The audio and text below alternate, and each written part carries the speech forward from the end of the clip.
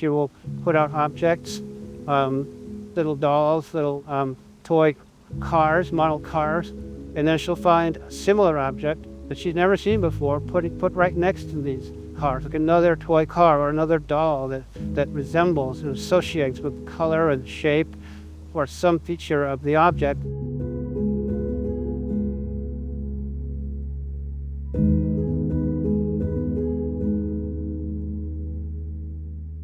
Well, like most people who become Sasquatch researchers in a serious way, my imagination was first captured by the Patterson film.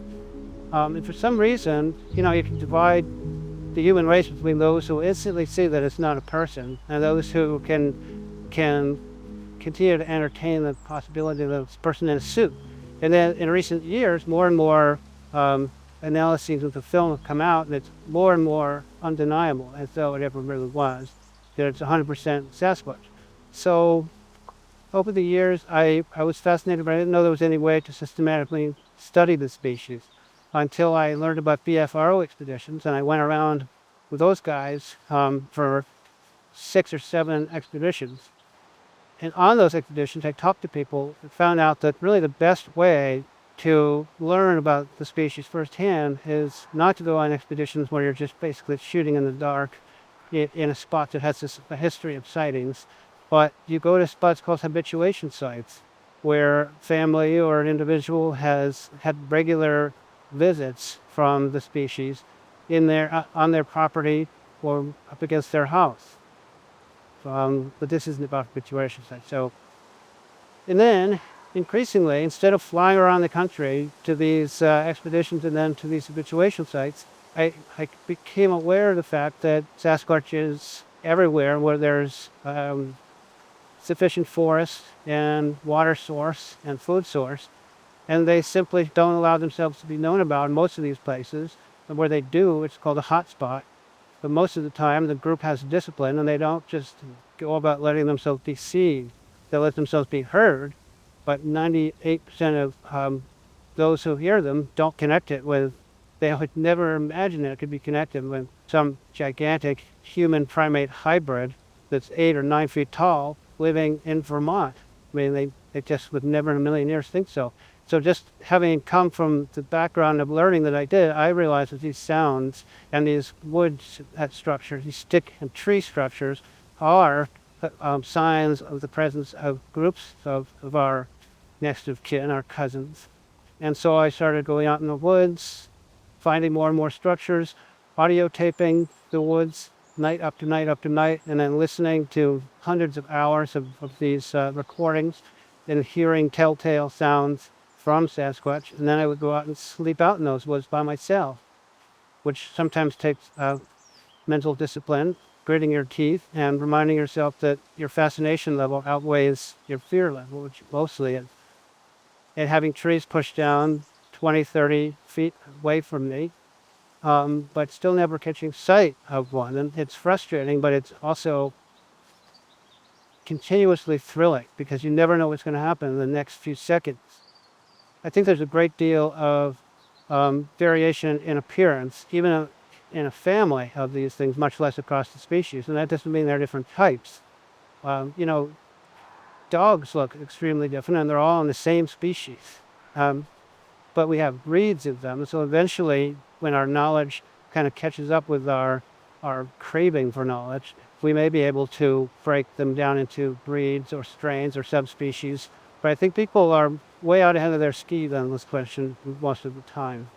After being a student of this species for many years, I began to see points of connection between Sasquatch behavior and the nature of Sasquatch that we can infer from this behavior, and people who are on the autism spectrum.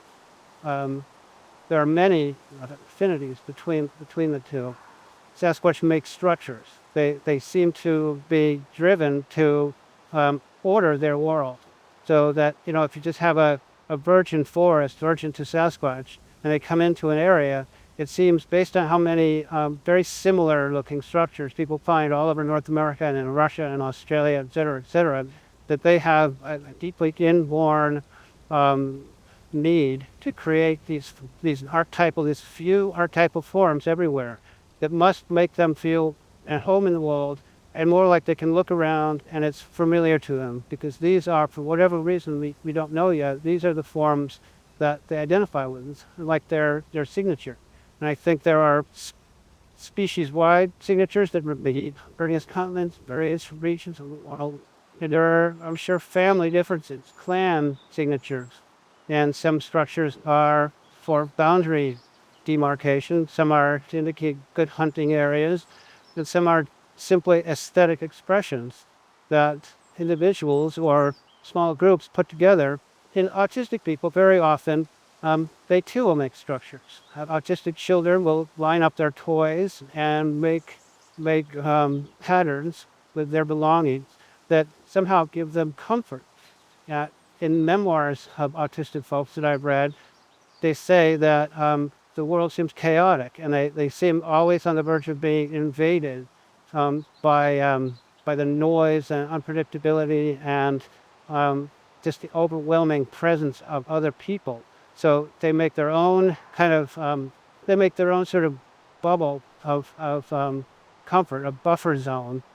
And sometimes it's internal structures that they make, like memorizing the entire train schedule of England.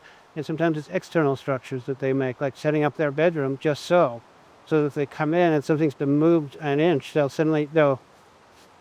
immediately notice that and get upset or replace it. And so many Sasquatch groups will do the same thing with the objects in their vicinity. There's this wonderful researcher in Ohio named Angie, who goes by Snow White Bigfoot. And she, for years, has very specifically, very rigorously chronicled the small changes and the large changes that occur in her ongoing game between herself and her local Sasquatch group. She will put out objects, little dolls, little toy cars, model cars, and then she'll find a similar object that she's never seen before, put right next to these cars, like another toy car or another doll that resembles and associates with the color and shape or some feature of the object. And this is exactly what autistic people do too. There's lots of overlap between autism and OCD. And people suffering from OCD need things to be in particular order, or else they feel as their very foundation is being eroded away. There are other parallels that I've noticed. Sasquatch are often seen to sway back and forth, and autistic people will frequently sway back and forth. It's one variety of stimming or self-stimulation, where they soothe themselves by repetitive rhythmic behavior or movement. Autistic people will also frequently make percussion, either with their hands, clapping, or knocking against things, swaying back and forth, or rocking back and forth, which is not percussion, but is a kind of steady, repetitive movement that reminds me of Sasquatch wood knocking. Sasquatch would be much better off, much more able to safeguard their privacy if they just wouldn't knock on wood, because that's mostly how people recognize that they're there. Sasquatch can easily communicate all they need to communicate, I think, by making animal sounds that they know how to interpret, but that our species just thinks are the ordinary animals in the forest. But instead, for some reason, they make these blatant smacks of wood on wood or with their tongues. And then people know that either that's a human being or it's a Sasquatch, because nothing else has hands that can slam a piece of wood against a tree. So I think that tells us that it's something deep-seated, that they need to deal with their energy and make sounds, and that's very much like autistic people do too. Sasquatch will imitate our voices. There are many, many cases where children will hear their mother's voice in the woods calling, Tom, Tom, and they'll go in the woods and nothing's there, and the mother's been in the house all along. There's just countless episodes of that. And autistic people too have this syndrome called echolalia, in which they repeat what's said to them. And there's such a thing as delayed echolalia, so they won't repeat it right away, but they'll memorize a little phrase or something, and then they'll say it out of the blue. And Sasquatch seem to do that too. An overarching way to think about autistic people in trying to communicate with others, other people, is that they often do it indirectly. There's a very consistent theme of indirection. They often don't want to look people directly in the eye. Instead, they'll, if you have them type on a keyboard, they can communicate better. Or they can communicate with what are called PEC cards, these cards that have symbols on them. And you and your autistic friend or student or child can assemble a kind of an idiosyncratic language using these cards to be able to exchange reality, exchange thoughts. And Sasquatch, too, it's one thing we know, they don't directly interact with us. They hardly ever directly interact. It's always through some sort of oblique contact, like they'll hit the side of the house at 3 in the morning and then run away. Or, they'll leave gifts on your front porch, but they're never around when you get the gifts. It's like it's indirect in time, and also spatially. They're behind a tree peeking at you. They don't sit down for tea on the front porch. And so this basic indirect approach to others, the other, is a shared trait of both autistic people and Sasquatch. And I think that for Sasquatch, the whole human race is the other, rather than other Sasquatch individuals. Whereas for autistic human beings, others of their same species are the other. So it's a little bit different. And I think that if my little hypothesis here is correct, then the progenitor of both of our species, our common ancestor, had some form of what we now call autism, but it was probably very different. And then it descended and changed and evolved down the line in two different ways in Sasquatch and in us. But there's a lot of still overlap in the traits, but there's also profound differences. So I wouldn't want to collapse the two into one in any simplistic way.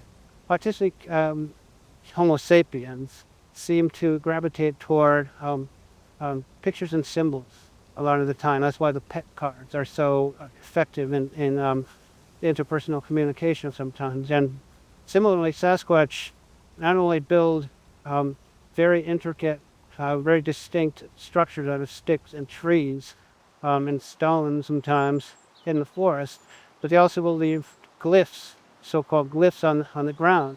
And you can sometimes tell that although a cynic or a skeptic might want to say, well, sticks fall any old which way, you can never put much stock into it. Well, if you see the same formation time after time after time and basically in the same area, and it contains like at least 3 elements, 3 sticks, then you can pretty well be sure that this is a purposeful sign making.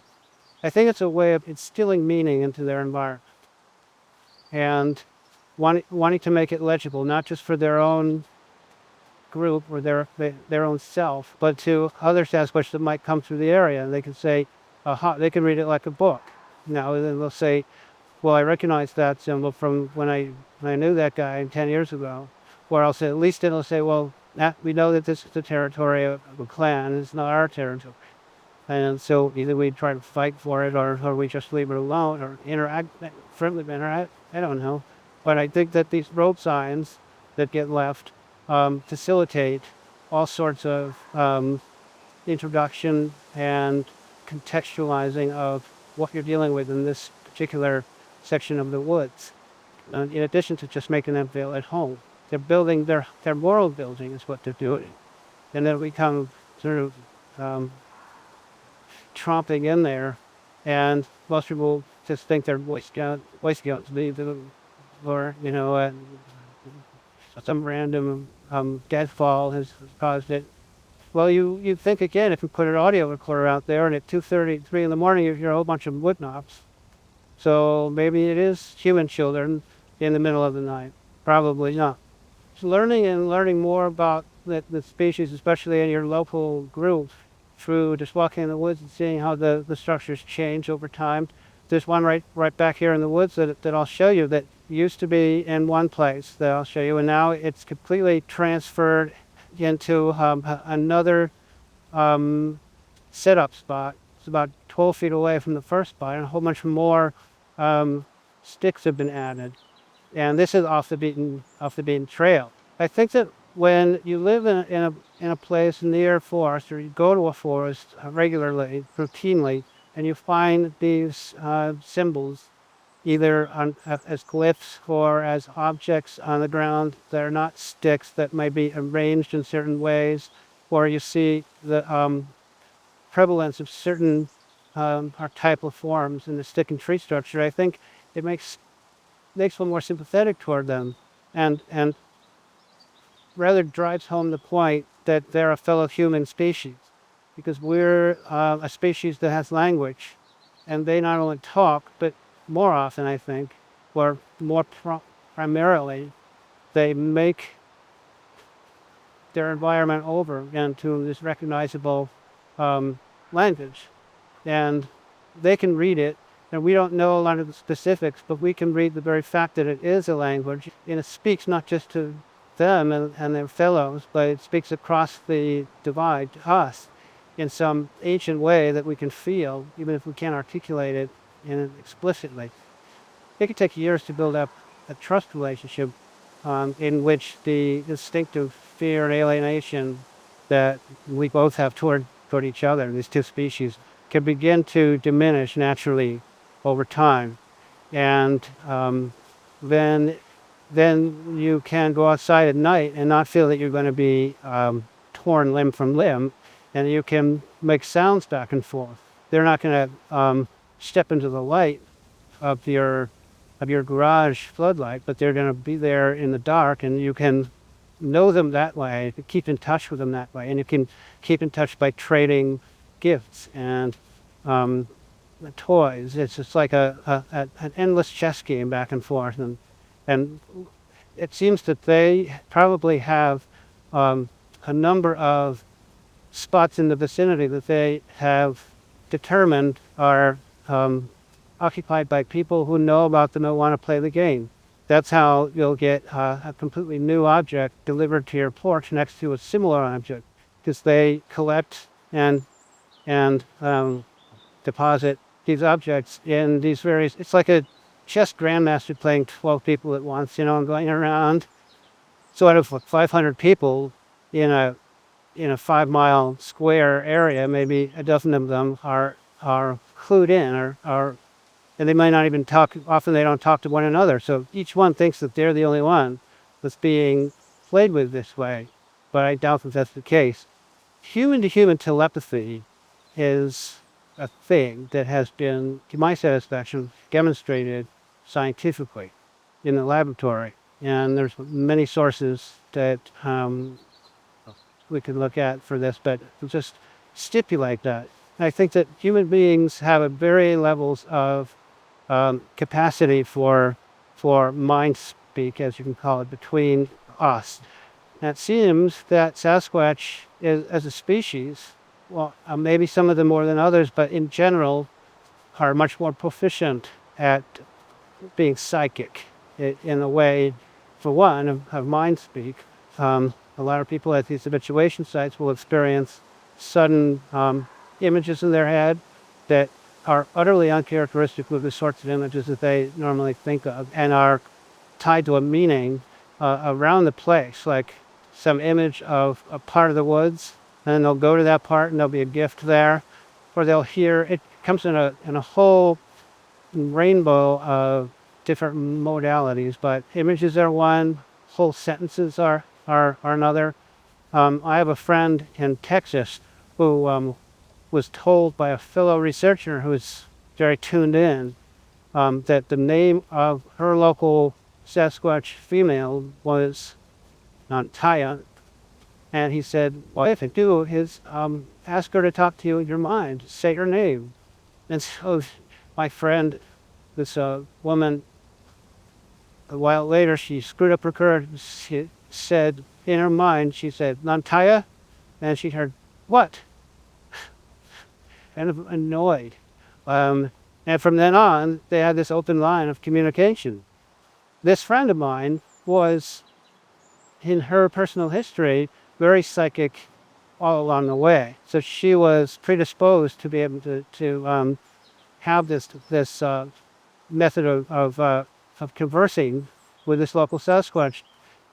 I've never experienced mind speak. Many people have, and I was lucky enough to interview 20 of them for my book called Mind Speak a couple of years ago. And it was just really an eye-opening experience to learn of all the commonalities um, that people experience when it comes to being in touch mentally with their local individuals and groups. And it just showed me that it just showed me that in the large basket of psychic ability, mind speak being one, Sasquatch is far advanced over us. This past year, I've been working on a new book about spirits, life after death. And I found out from researching the history of spiritualism, as it was called back in the day, from like 1850 to 1950 was the high point of popularity of seances and other forms of communion with the dead. But it still goes on. People don't realize this. People still have seances. Not only is ghost hunting a very popular theme for TV shows, but sincere folks have home circles of seance circles, and they um, carry on the old traditions. My point is that a lot of what people experience in these seances is exactly what people experience in encountering Sasquatch. Bodies suddenly materializing and dematerializing. And in the seance arena, that is spirits of people who have passed on that can, in certain groups that are dedicated for years and build up their power and their energy focus, these discarnate individuals, as they get called, can manifest themselves and sometimes even materialize their hands and more than their hands. And they can get given gifts inside the seance circle that are called apports, A-P-P-O-R-T-S, which is French for to bring. And they get brought these gifts from invisibility to visibility. It's a sudden materialization. And people around Sasquatch have experienced things like that too. A lot of people have thought that Sasquatch are flesh and blood that can also disappear. My approach is different. I think that it's not likely that that's possible. I think we're flesh and blood, and we have spirit in us that transcends our body at death. And I think Sasquatch is the very same. I think the difference between us is a difference in degree, not a difference in kind. So we're the same kind, we're profoundly closely related and zoologically and as two kindred species. Disembodied Sasquatch who have left their bodies and now come back and are more, for whatever reason, more equipped to materialize than human spirits are. Human spirits can do it, but it's extremely difficult to change their vibrations from the higher vibration of the next condition or next state of being and get back to the lower, denser vibration. One spirit talking to a seance said it was like trying to climb out of a swimming pool with an overcoat on. It's just everything's so heavy. And I think that Sasquatch are simply more adept at this transition. And so I love Ron Moorhead, but I don't really agree with the quantum idea because quantum physics really relates to atoms and some small molecules. It doesn't relate to the macro level. So I don't think that the meat of us can change its vibration and disappear. I think the spirit in us can do that. And there are human beings that can leave their bodies while they're alive, out in body travel. And I think Sasquatch can do that too. I think that they can, not just the dead Sasquatch come back and haunt or play with us or make mischief. I think that living Sasquatch can go off and lie down somewhere where we're not going to find them. They leave their bodies, and those spirits or souls are probably a lot of times the orbs that you see in the forest. And I think that some orbs are our species spirits coming back and looking around because so often witnesses to these orbs will say it seems that they're moving intelligently and they're sort of surveying an area or looking. I have a friend who saw a firefly that then turned into a ping pong ball sized orb, and it went in a semicircle around his little group, like it was checking them all out one by one. The same friend saw an orb about basketball size that was patrolling her little patch of property in a square movement, that she took her sawed-off shotgun. This is Texas. And this is a middle-aged woman living alone. She doesn't take any prisoners. So she has a sawed-off shotgun, and she went out and shot the damn thing. And of course, it didn't crash down, and she was able to look at it. It just disappeared, and all these leaves and branches came crashing down. It's very amusing. A lot of Native American groups, not all, because there's a huge diversity of viewpoint, but a bunch of them have this notion that there's no separation between the spiritual world and ordinary matter. One of the chapters in that book is called "There Is No Law," which comes from that viewpoint. And my book is called "There Is No Veil," and it's subtitled "Deriving the Afterlife from Physics." And there are many ways that modern physics has allowed us to see more clearly the possibilities involved here. In fact, the likelihoods and the plausibility of the fact that our spirit can transcend and go to a different vibration, and they can still see this dense world of rock and even our air is super dense. But we can't usually see them. So the veil is a state of light. Once we are able to open our spiritual eyes, we can see them. And some people see them from childhood. They always see dead people. So there is no objectively necessary veil. That's something that blocks most people most of the time, but it's not objective. It's subjective. And I think that Native Americans understand that, by and large, and of course I'm generalizing, and that when they say that Sasquatch walk between worlds, I think that's what they're talking about. I studied philosophy in school, and it just, kind of trained me to be able to use critical thinking better and better as I encountered more and more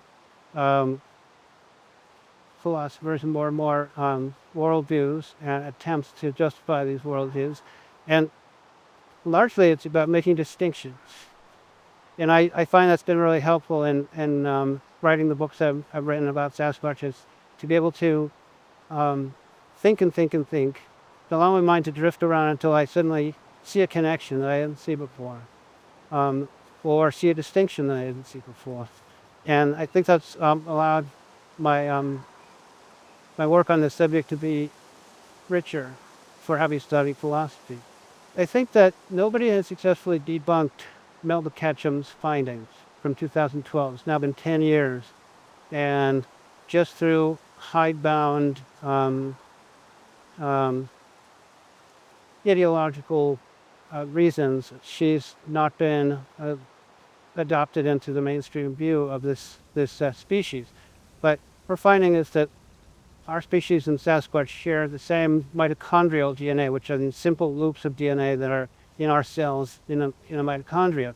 And that comes from the mother side, the maternal side, back and back and back and back, pretty well intact through history, through deep history. And that our nuclear DNA, which is the 3 billion base pairs in our nucleus, what comes from our father and mother, is not the same between our two species. And so her hypothesis is that we share the same maternal ancestors. That back in the day, at some point, she pegs it at around 15,000 years ago, there was sort of a regime or era of crossbreeding two species that yielded this offspring. But we don't know who the father was. We don't know who as it's called, the male progenitor was. So I don't think it's so much that our species split off from each other as that it was created by this coming together of our two species. And I can speculate that in many cases it wasn't a consensual coming together, just because of how men are, just because of the fact that the male primate is probably a lot larger than the female human that entered into this parenthood of what was to become the Sasquatch line. And I think then that Sasquatch, although there's been some hybridization over the years between our species that Native Americans talk about, and that some other accounts would suggest occurs, I think that by and large Sasquatch has reproduced with their own kind, making them, although 50-50 Homo sapiens and the other species in the beginning, they're now probably less human-like than they were in the beginning when it was 50-50. But their humanness is still extremely prominent in so many ways that people talk about. And so there are next of kin, there are our cousins. And of course, everybody who knows that the species exists, that they're just like 100 times more adapted to their environment than we even are to our like highly technological and civilized environment. Because another thing that relates to autism is often autistic people have photographic memory. They didn't let Sasquatch have photographic memory. They wouldn't be able to survive alongside us as they do, because they can see when we have a trail camera. We think we've hidden a trail camera. To them, it's like somebody went to the bathroom in the middle of their living room. It's so obvious. And I think that they have to memorize so much about their environment and about their sort of dance that they do alongside us. And that we're such a domineering and bloodthirsty species in general, that if they didn't memorize everything we do and understand our routines, and even the variations of our routines and how often those variations take place, et cetera, et cetera, et cetera, they'd never be able to achieve what they do, which is living a good life.